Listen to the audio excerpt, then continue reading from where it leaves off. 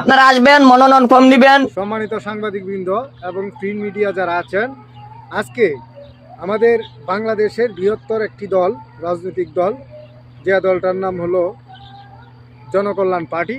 আর এই জনকল্যাণ পার্টির আজকে ময়মনসিংহ অঞ্চলের যারা মনোনীত হয়েছেন তাদের নাম ঘোষণা করব। আপনারা ধৈর্য সহকারে অবশ্যই এই জনকল্যাণ পার্টির পাশে থাকবেন এবং শুনবেন। আমি পাঠ করে শোনাচ্ছি। আমাদের পার্টির চেয়ারম্যান খায়রুল ইসলাম সাহেব, ওনার দ্বারাই মনোনীত হয়েছেন যারা, তারা আসলেই সৌভাগ্যবান। তাই আপনাদের সকলের নাম আমি পরে শোনাচ্ছি। ময়মনসিংহ 1, হালুয়াঘাট দুবাউরা লে হালুয়া মিটন চক্রবর্তী। ময়মনসিংহ 2, ফুলপুর তারাকান্দা মিসেস পরিমণি। ময়মনসিংহ 9, নামদাইল, এখানে প্রার্থীর প্রতিযোগিতা রয়েছে। এখানে আমাদের পার্টির চেয়ারম্যান খায়রুল ইসলাম সাহেব, সে আলোচনা সাপেক্ষে নাম ঘোষণা করবে। এই পর্যন্ত আজকে। পরবর্তীতে সারা বাংলাদেশের সকল মনোনয়নই প্রচার করা হবে।